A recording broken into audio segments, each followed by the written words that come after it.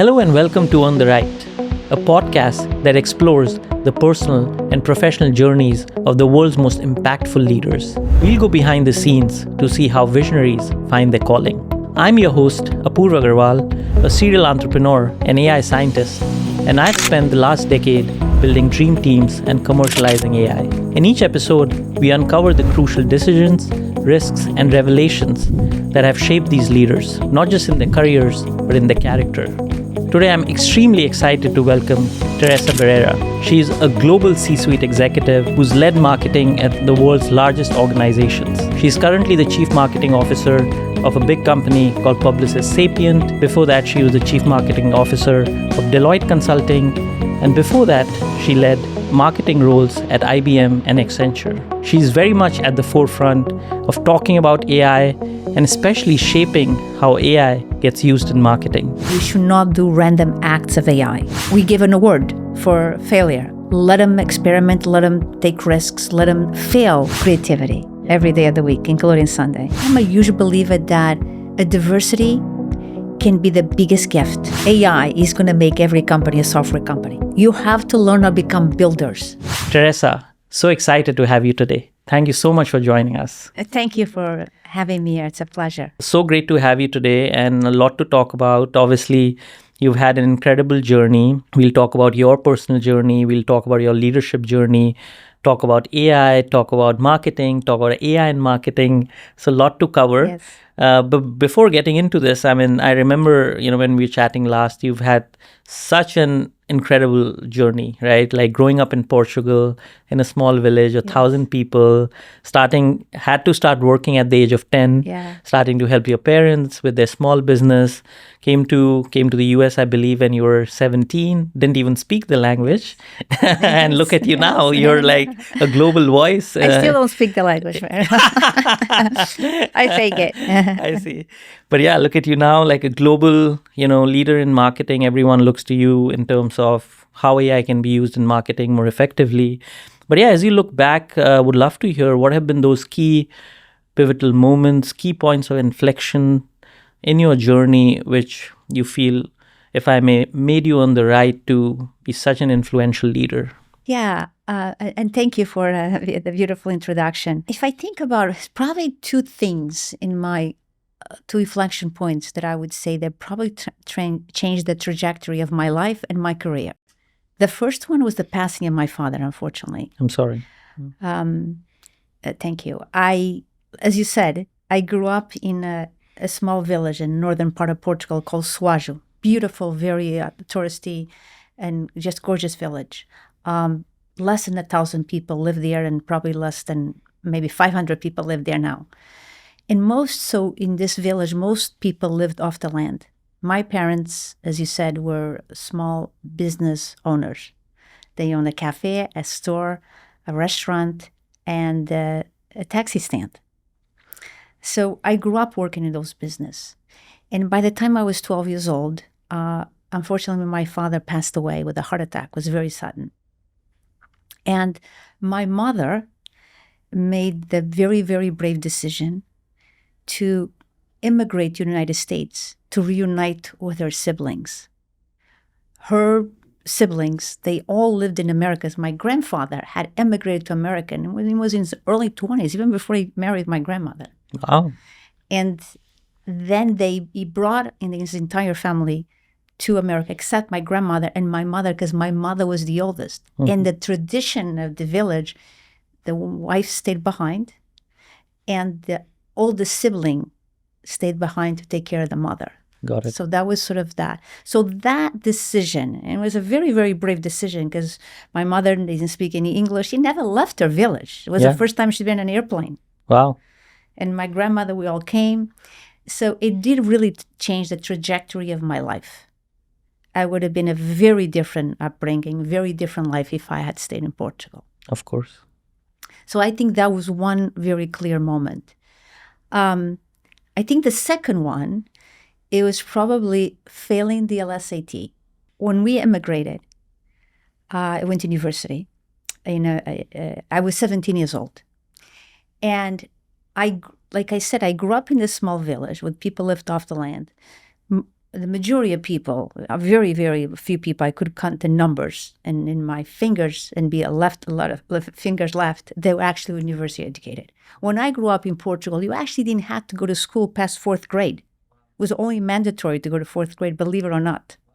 But for my parents, specifically my mother, she was a huge proponent and believer in higher education.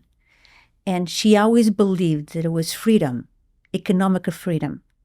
So for her, it was really important that my sister and I pursue higher education. Mm-hmm. And so that was always instilled in us. So when I came to America, I applied. And I grew up her telling me I was going to go to university. And very specifically, I had to become a doctor or a lawyer. Wow. And if I couldn't do one, then I'll become a banker. And a banker meant a teller in a bank. I see. So knowing that, I applied to schools that had medical schools. So I entered as a pre-med major. The second year, my sophomore year, I had to take organic chemistry. Mm-hmm. And I quickly realized I was going to become a doctor. Yeah. That was not a class for me. So I switched my major to something then again, then have to be a doctor. Yeah. I switched political science and economics and I actually enjoyed it. Nice. Even though I couldn't hardly read. Mm-hmm. Now think about it. I had just learned English. Now I had to write a lot of papers and read a lot. That actually was going to like a crash course for me. And how were you learning English back then? I mean, now there are a lot of apps and much easier, but yeah. You know what I learned? Yeah. When and I'll come back to the LSAT in a second. I lived with my, so I immigrated at 17. I sort of finished the last year of high school, not quite. Here, and I lived with my aunt, and I would come back after school. We lived with her for 6 months, and she would have soap operas on, and I would watch General Hospital. Yeah. There was a big soap opera then, and I would sit here, and that's how really I learned English, by watching General Hospital. So I heard by listening. I could, like in 6 months, you immerse yourself and you can speak. Wow. But I never actually learned the proper way, right? So when you go into school, I used to sit here and be reading words. So it was very immersive. So here I am now, a political science and economics major.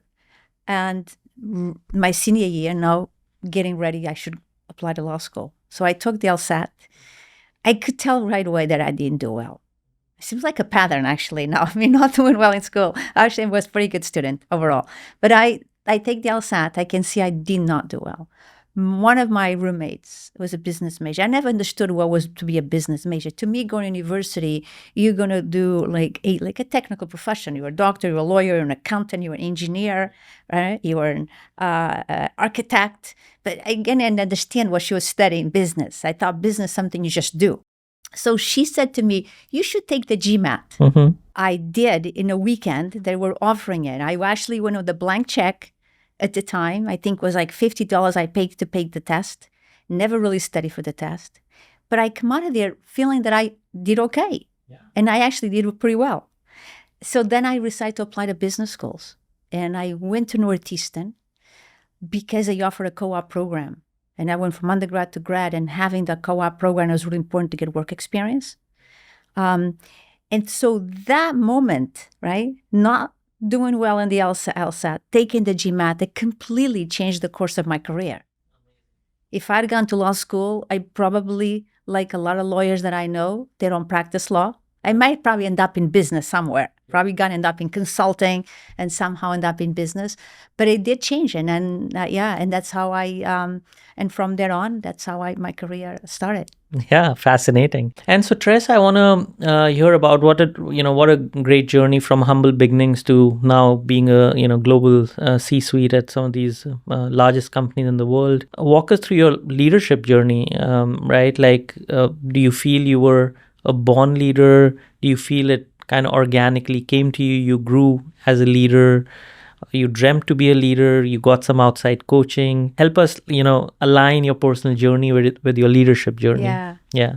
That's a great question. First, I don't believe people are born leaders. I think you're shaped by your experiences. And when I look back, I think I grew into leadership not by choice or because I planned to be honest, by necessity. That's why I'm a huge believer that a diversity can be the biggest gift, even though we don't sometimes invite it, but it can actually be the biggest gift. And by the time I was 6, 7 years old, I started working in those businesses because that's the way we did things. Yeah. I wasn't questioning it. That's just how, that was the way.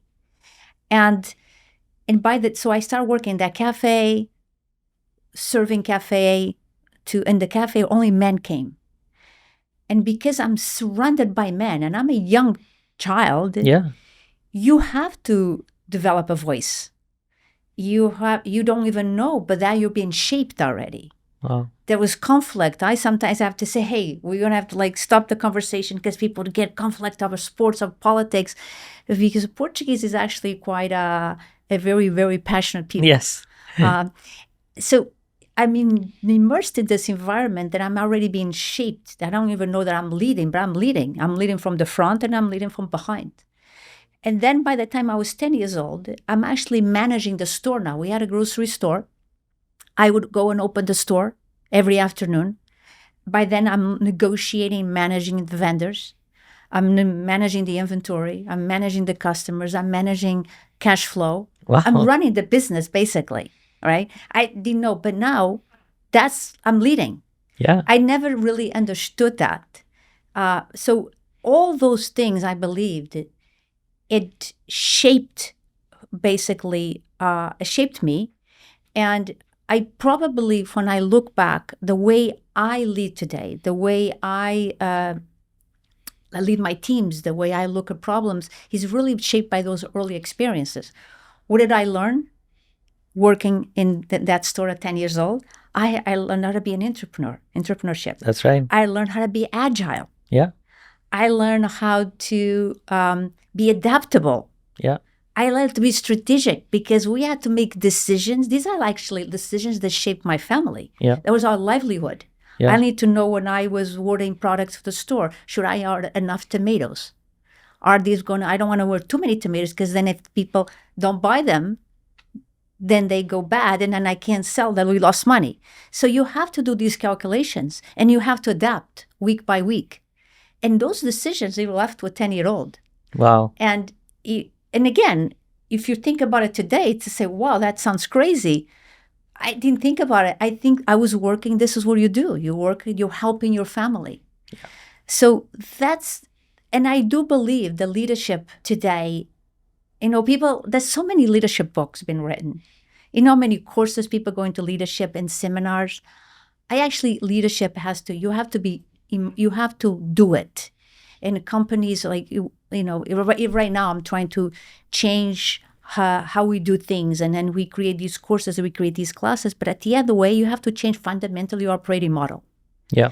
I have a lot of strong views on this. Sure. Because I also think that what I believe in the age of AI, leadership is one of the skills I think it's going to be really important. And some of the things that I learned when I actually was young, I think there were skills that are actually very, very critical today. Yeah, yeah. And how do you, I'm curious, you've obviously thought about this a lot, how would one even define leadership, right? As I talk to other leaders and ask them, what are some of the key attributes one needs to be a leader? Of course, good at communication, inspiring confidence, giving a sense of purpose, and so on. I'm curious to hear your perspective on, of course, there are a lot of books being written, a lot of courses being taught, but what's one unintuitive thing about leadership you've learned or you've come to appreciate? I think you do have to, most part of my job, leading a team, is to really, to be honest, I spend most of my time is inspiring people, setting a vision. My job is, here's the vision, and then explain to bring people along in that journey. So that's what I do. I go around, talk to the teams, and explain to them, here's why. So it's really set the path, and then bringing people around. But also I also believe a lot in give people a lot of room, give them autonomy, but also make them accountable. Mm-hmm. If I go back to those early experiences, I was accountable. That's fascinating, Teresa. A lot of respect for obviously, your journey and where you are now and all these learnings. So I'm going to pivot a little, just talk about, AI and marketing. And I know you're a big voice and, helping people understand how AI can be used more effectively in marketing. And Publicis Sapient, of course, they're in the business of helping companies with digital transformation, AI adoption, AI transformation. And the interesting thing is that you very much practice what you preach. Right. So in talking to you, what catches my attention is you're a big proponent of using AI to bring in efficiency, reduce risk in your team. So it's not like you're just branding and so on, but you're actually practicing that, which is amazing. So would love to hear, just start from how is your team embracing AI for, their daily jobs? How are you embracing AI for your daily job? Would be great to hear. Yeah. I am a big believer, obviously, in technology and AI. And we, since over 2 years ago, after ChatGPT was launched, I basically made a mandate. I told my team to say, listen, I want you to use it, but I want you to go experiment, spend 6 months trying it, using it, and then come back and tell me how you're going to change your ways of working. What I learned is people do that, but they don't come back and tell you they're going to change their ways of work. That part didn't really happen the way I planned. But what I saw is people really embracing and really, trying different tools, different things, and do the job. And I would say, like, everybody in my team today uses AI one shape or form. And we've built our own systems. We have learned a lot along the ways. But ultimately, I believe with the promise of AI, yes, it's going to help us make us more productive. It's going to help us, drive more efficiency and ultimately drive more growth. But I think the biggest thing that AI will do is to really help us change our ways of working. I think a lot of people compare this moment to other past moments. Sure. But I think other technology like digital mobile, as an example, a lot of that was led by the consumer. I think the AI is being led today by the enterprise. Interesting. And more, I think, business you see where the application is. I'm sure everybody uses ChatGPT today in their phone, but is AI what is really in the conversation? And I think what's leading it more is coming more from the enterprise, because the biggest impact is in knowledge workers. Yeah. And because of that reason, I think we have to think of AI not as a technology, but as a capability. Yeah. As a capability that adds skills, not just a technology that is going to automate some tasks. So we'll do that too.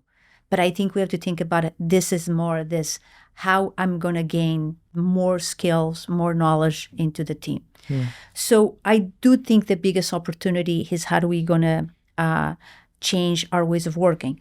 So what I done with my team, realizing that, is that we start to say, okay, because the first thing we start using, like everybody using AI, is as a co-pilot, as an assistant. Yeah. And that's probably the first thing we should do to help us do our tasks and do them faster, do them better, and cheaper.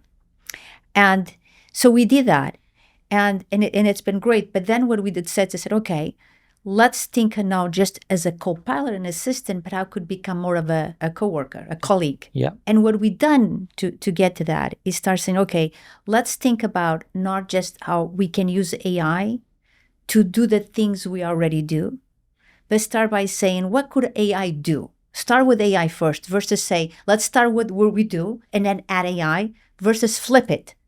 Let's not start what we do, but start, okay, what can AI do? Start with, let's call it an AI first approach. So we said, let's look at every function by function, look at every task, any subtask, go through each one, and then say, okay, each task and subtask can AI do?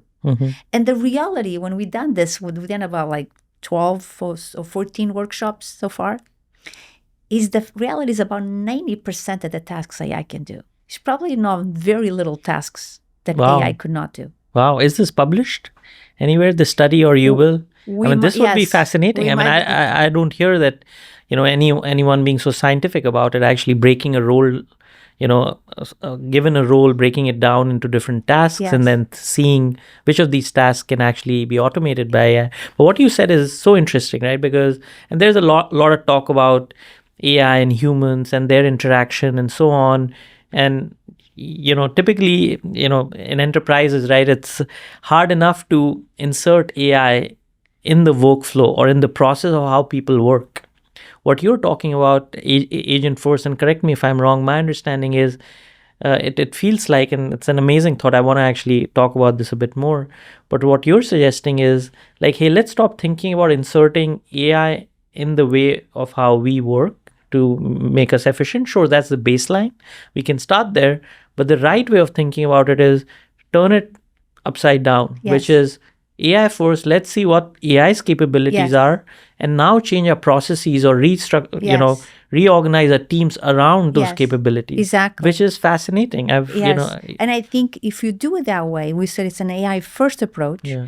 You end up with a human first approach at the end, because then you say, let's see, and then you bring the human at the end. Then you said, okay, of all the things AI can do, and again, most of these tasks still, it needs a little bit of a human in a loop to decide. But let's just say AI can do 90% of the tasks. Then let's bring the human in. Fascinating. So and I want to clarify something, because a lot of the conversation today is about AI taking jobs away. I'm talking about tasks, not jobs. Those are two different things. Definitely. A task is not a job. And when I get in the room with people to take that anxiety away, that I'm going to lose my job, I am going to redefine your job. That's very different. Yes. We're going to automate these tasks, and then in the end, you're going to say, what is your job should be? Now, I can't promise that it could be situations we might need less of something, but we might need more of something else. Yep. In the end. But my role is not to go into this to reduce headcount. My goal is go into this to elevate humans, redefine the job, and focus on the things that the highest value, that bring the highest value for the company and for marketing. Yeah. And what we learned coming out of this is that the biggest opportunity, right? When you do that, you start changing the workflow. But then most importantly, what you change is like each function, it really redefines the focus. Yeah. And I can give you examples. When we come in the room and the person, the leader, the function, we want them to come to that conclusion. And it will say, yes, the job is now this. Take our social media team.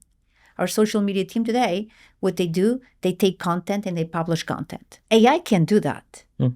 AI can take the content and they can publish the content for you, can optimize the content better than a human can, and it can publish in any hour of the day. Yeah. So what we said, if we give AI that function, then what people can do, what they want to say, what we could do, what we should do, there's more value. Instead of being publishers, we're becoming content creators.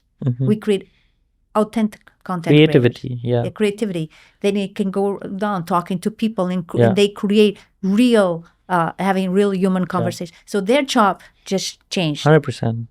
Yeah. I personally feel AI is actually pushing us to be more human. Yes. In some ways, because over the years we've become very robotic. I mean, I look at people looking at documents one after the other, filling in spreadsheets, doing data processing.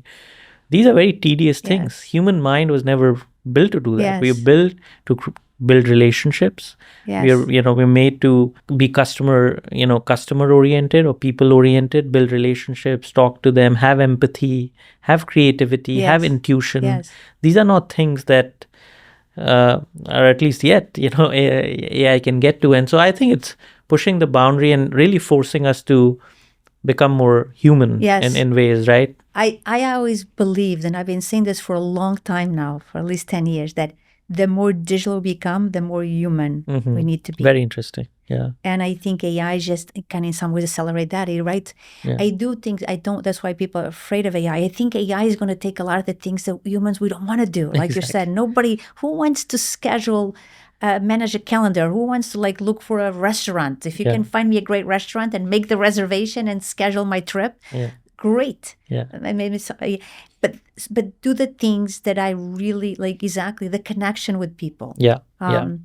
I look back at my childhood. I was raised, I was raised with so much freedom and so much accountability and so much responsibility that I actually feel that we are missing a bit of that today. If I think about kids' lives today, we're so scheduled, so managed, so we don't let our kids go out. We don't want them to fail the test because then they cannot get to a great school. That is actually we're doing actually the opposite we should be doing. That's right. Because those are the things in the age of AI that you have to live through those experiences so that you learn, talking about the skills, judgment, curiosity, plasticity. Those are the skills that when we've gone through these workshops, because that's the other thing. When we gone through these workshops, the two things we learn. One is how to frame the function. And the second thing is then what are the skills of the future? I actually believe a lot of the conversation today, you focus about productivity, efficiency, but it is going to change a lot to the skills. What skills do we need? That's right. And how do we train people? How do we actually, grow people and from a young age to develop these skills? And a lot of these skills are human skills. Yeah. So are there skills that we have to, connect, managing conflict, letting kids in the playground, don't get your parents involved in everything. Actually, when I think back the way I grew up, I was actually in some ways, those skills, those are the skills I think you need more today. Definitely. Yeah. No, 100%. Absolutely. And going back to the team, I mean, one thing that, keeps coming up is AI, but kind of the adoption of AI at the enterprise. In fact, recently there was an MIT report, right, that said 95% of the pilots fail. And sure, there's a lot of talk about AI, a lot of capability, but when it comes to adoption, there's still a big kind of gap. And I'm curious from your perspective, because you're, much more forward thinking than, an average leader, I would say, or an average person at an enterprise. Like now it's, coming to about 3 years since ChatGPT came out. Of course, when it came out, suddenly writing blogs, SEO and optimizing all of those, became very easy. But now we're very much entering a world of workflow automation or agents and so on, right? And help us understand the evolution of how your teams have been embracing this over time, and how has the adoption been, or what have been some of the challenges in adopting this? Yeah. Because there are also other considerations like privacy, security, and from an enterprise perspective, like what have been the key points of inertia where you really want to adopt something and move faster, but then the reasons why you're not able to move as fast? I think with everything, with any technology or capability, I think you have to be intentional. And you're right. You're right. So many pilots fail. So people don't see the value. I do this, but I still don't see any value because we're still doing things the same way. What is the value? And then there's the biggest question: is this a sugar rush or a gold rush? Yeah. And I guess the jury's still out. I believe it's probably a bit of both. And being intentional is very important. I often say that we should not do random acts of AI. So it's really important that, and I can give you some examples that we learn from our own failures too. And then the other thing we should also differentiate is between autonomy and automation. Those are very different things. And I think the most overused word today is agent and agentic. Everything is an agent. Everything is an agent. And the thing is, most things are not autonomous. Yeah. Right? Today, they aren't. At least not fully autonomous. No. Even semi-autonomous, right? Yeah. That is like, it's a bit of a, I believe we'll get there. Yeah. But right now is a bit of an overpromise right now at this moment. In 6 months, we see that happening. So I think we have to differentiate the two. And for us, it's really important because that's where the rush happens, the sugar rush a little bit. So a year ago, I said to my team, the word of the year is going to be agentification. Yeah. We were talking about this a year ago. And so we all rushed to it. And I'm here part to blame. And I told them, we have to get to autonomy. Mm-hmm. Let's go build. And at the time, there was none in the market. So I have a person that I actually delegated this to. I created this function about 2 years ago called Innovation Incubator. Wow. And I did it because I believe that 20% or more, 30% of what we do should be looking to the future. Mm-hmm. And companies and teams, they don't have the luxury to do that because you heads down executing in the now. Yeah. So if you ask every single team to do that, they just don't have the bandwidth. So I said, I'm going to create a team. That's all it does. It's look into the future, and not just this team, but take ideas from the rest of the team. And then their job is to go and green light those ideas. So you can come up with a list of 50 things, have this team to figure out the 50 things. Where's the 5 that we actually should be green lighting? And then out of the 5, where's the 2 or 3 that we should be doing? So I told this team to say, we got to move to automation, to autonomy. Yeah. And they looked around over a year ago now, maybe 18 months ago, and they said, there's nothing. And I wanted to create a campaign management, a marketing campaign system that could take us from idea to strategy to content to then asset. Execution. Exactly. Yeah. And then could connect it to our analytics, our data, and then give us the connect to our give us a feedback Yeah. loop, and then and A/B optimize tests it. does all of these Exactly. good things. But something like this exists now or no? Not No, yet. it's still not. It still doesn't exist. Okay. Portions of it exist, but Got not. it. So I said, let's go build it. And so we embarked on that, and we actually did. Wow. So you would said, this is an idea for the campaign. It would give you the brief. It would give you the strategy for the campaign. Sure. Then it would tell you, here's the content, and it would create different assets for a long form, a short form, for a social post, and an ad. So it did all of that. Mm-hmm. And it did it in minutes, but the quality wasn't good. Yeah. So we got to the autonomy, Yeah. but the quality was poor. And then people weren't using it. And we had numerous meetings, numerous sessions, and I couldn't understand. And then when we dig down, it's not because people stopped using it, because I said, after that, I have to rewrite the whole thing. Mm-hmm. Because it wasn't good, because it lacked context. Yeah. Context is really important. Yeah. I wasn't thinking like a marketeer. Mm-hmm. Didn't really understand our voice. Yeah. So it gave us all the content, but it was very genetic. Yeah. So we learned that autonomy is not the most important thing right now. The most important thing is to actually have automation. Exactly. Let's automate each one of these individual tasks. Right.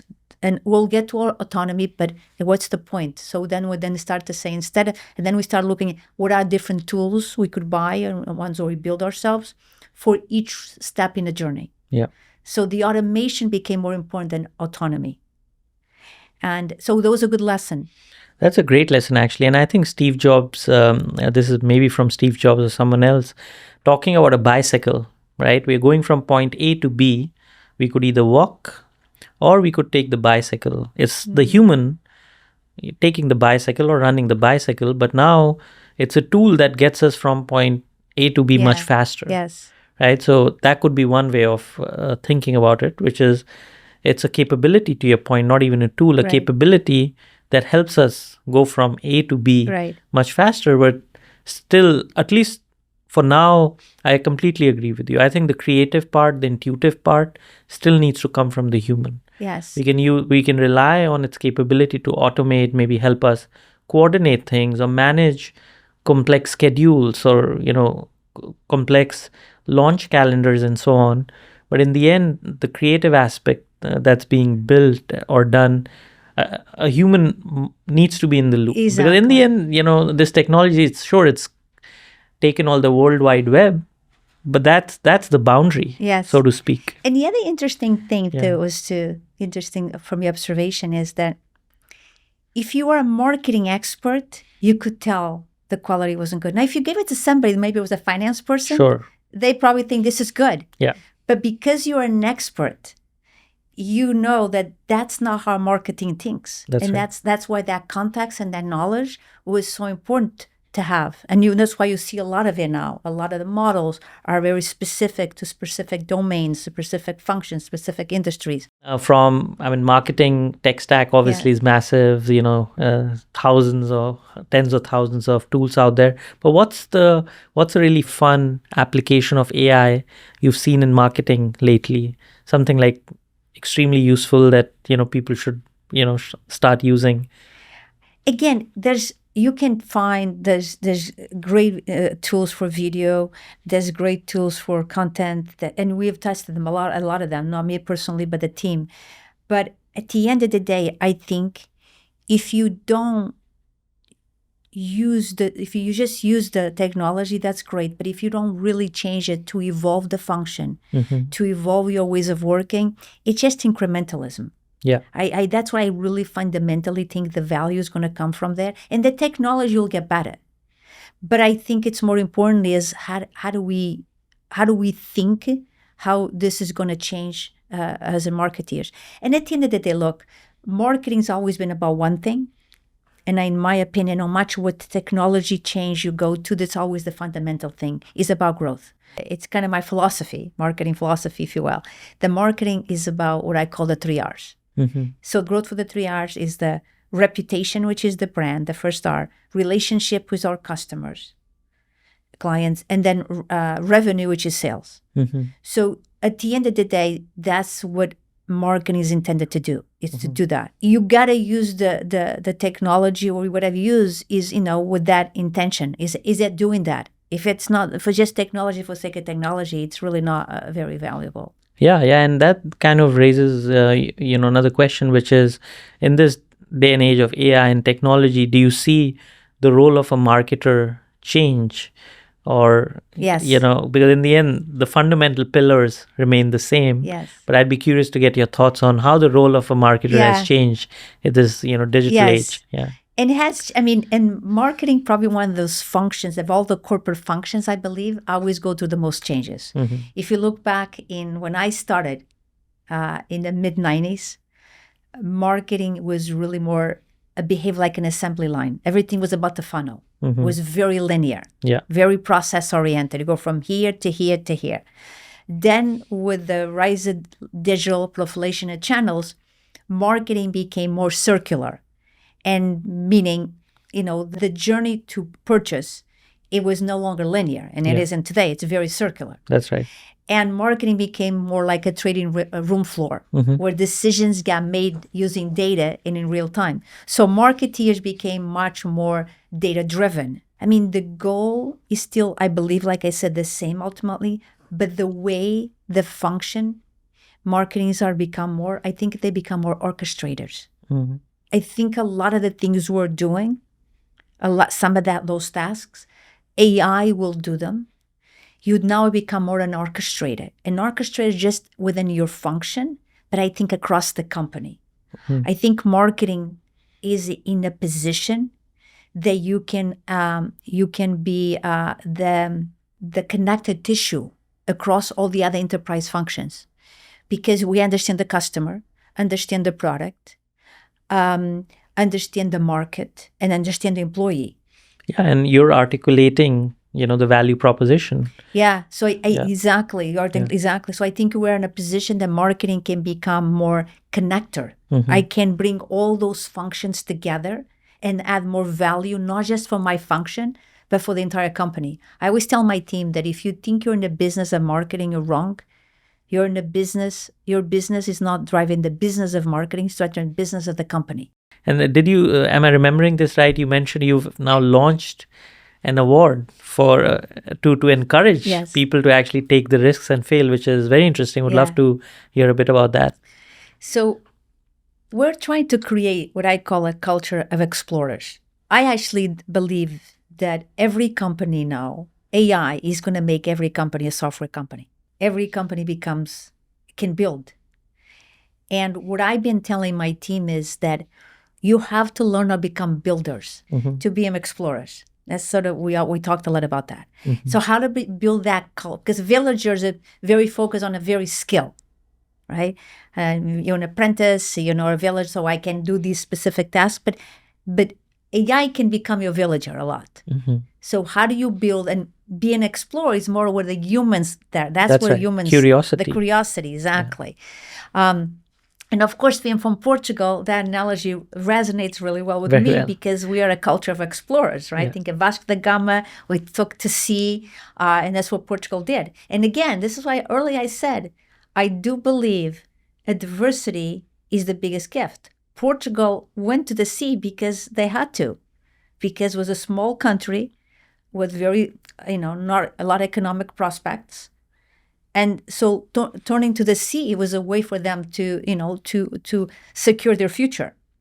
So that works really well for me, the analogy. So how do we do this? First, we created Pause for Learning. Once a month, the first Thursday of the month, no meetings, no work. You take the day to learn something new. Hopefully something related to your work. Yeah. I always say to people, don't use it to do your laundry, just related to your work. So that's your day, and we have the freedom. And sometimes we'll have scheduled events that we start in the morning with something that we pre-plan or prepare for people. But then we let them to take that time to learn. Wonderful.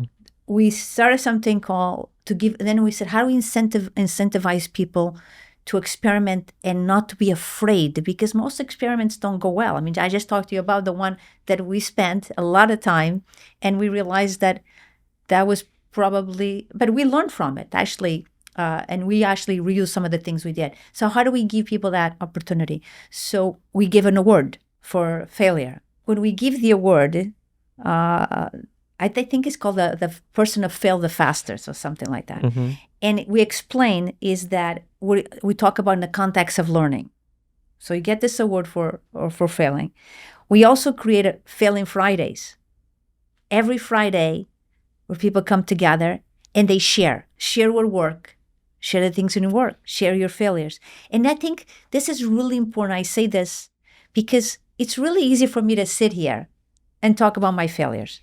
Because I can say it as a CMO that I have achieved these things. So it's really easy. But when you're 24 years old, it's not so easy.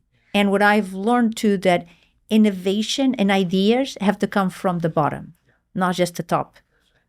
And that's where you get the best ideas. And that's how you drive adoption. Yes. Top-down adoption, very difficult. Very difficult. Exactly. Very difficult. Yes. If it's their idea and germinates from the bottom, now it's their idea, it's their baby. And so it's much easier to sell, definitely. 100%. Yeah, exactly. Yeah. And then the last thing we have an Explorer Lab, where people come, form teams, and we give them a problem to solve, and then they spend 2 to 3 days working on that problem and solving that problem. Sort of like a hackathon. Amazing! Wow, I'm imagining your office, or it feels like a scientific lab where the people are like curious. They come in. I want to be part of your team. It feels like a really fun culture. You talk about giving them freedom, but also holding them accountable. That's very interesting. Such a delicate balance, right? Creating an safe environment where you promote experimentation and failure. Beautiful. It's interesting you say that, because I often use the analogy to say marketing used to be like an assembly line, then it became a trading room floor. Now it's more like a laboratory where we come together and experiment, use different materials, and sometimes even have explosions. Yeah. Definitely. Again, about AI and leaders, what would you say is a counterintuitive truth about AI that most leaders do not appreciate or do not know? AI is, in some ways, it's like electricity. When I think about it, it's going to be everywhere. It's going to permeate it to everything we do, from our personal life to our work life. I think it's going to be to a time that we're going to look back. We can't even imagine what it's like that without AI, because it's going to power everything we do. So I think that is how transformative I believe it will be to our work lives and our personal lives as well. I mean, you get up in the morning and you turn your lights on and just take it for granted. I think a few years later from now, we're going to look back at AI as that type of capability. Definitely. Yeah. We're already expecting, I'm expecting things to be smarter. Yeah. I'm expecting device to be Yes. smarter. I no longer like to click at places. Yes. I expect things to be conversational. Yeah. And I'm like, why, why am I still like going through this very cumbersome form filling, for example? I dump all my Exactly. information and my visa application Yes. is, filled out. Yes. Why are we still having? So 100%. Yes. I think it will be, one way someone mentioned they like to look at it as ambient intelligence. Yes. Which is, it's just there. It's we just forget, there. and we forget. It's in the very, background. Exactly. Yeah. Very much like other, piece of technology. Yes. Like calculators, when they were, first came, got so much attention. And now it's just, we take it, it's somewhere in the background, does its job. Yes. Same with the internet. And I guess with, all forms of technology, eventually we expect them to be there and, Yes. make our lives better. Absolutely. Yeah. Amazing. Fascinating, Teresa. Are you ready for some rapid fire? Sure. Let's do it. So, one misconception people have about marketing. People think marketing is about advertising. Mm-hmm. Yeah. This should be very easy for you. Riskiest bet you've ever made? Personally or professionally or both? Personally. I guess immigrating Yeah. was really going to the land of the unknown. Yeah. That was the riskiest and probably the most rewarding. Yeah, definitely. A tech buzzword you wish people stop overhyping about? Oh, yes. Agent. Yeah. If you could rename it, how would you rename? I think we'll get to an agent, Yeah. but right now it's more of an assistant. Assistant. Yeah. Marketing campaign, not yours, you wish you had created? Oh, Apple. Einstein campaign. I think is one of the best campaigns ever done. Mm-hmm. Yeah. Brilliant. 100%. Yeah. Brand you admire the most and why? Oh, I was going to say Apple. It's just everything they do is easy, elegant, beautiful, intuitive. I just think, they get it right. Yeah. What do CMOs underestimate about technology? I think I'm going to go back on that one and understand how technology can fundamentally change their function. Mm-hmm. Yeah. Last one. Creativity or consistency? Which one wins? Oh, creativity. Yeah. Every day of the week, including Sunday. Really? Why is that? Because I think, at the end of the day, creativity is originality. And that's where we all want and strive. Yeah, definitely. Authenticity. Amazing. Well, Teresa, this was so incredible. Really fascinating conversation, learning about your journey from the small village in Portugal, being, little girl, managing a store, doing P&L, resolving fights between grown-up men. Fascinating. I can tell you now, you think in English. I think we can agree to that. So, great. But yeah, so many interesting ideas, this whole thing about agent first, which is very provocative in some ways, but agent first actually leading to human first. Yes. Incredible. And, your lessons on leadership. What I really liked was you building this safe space for people to experiment and fail. Everyone talks about it, but you've actually done specific things and launched, in fact, an award for people to embrace failure. Love the conversation. Well, thank you so much. Thank you. And thank you for letting spending me tell the time. my story and for being here. It's a pleasure. The pleasure's mine. Yeah, thank you so much. Thank you. No, thank you.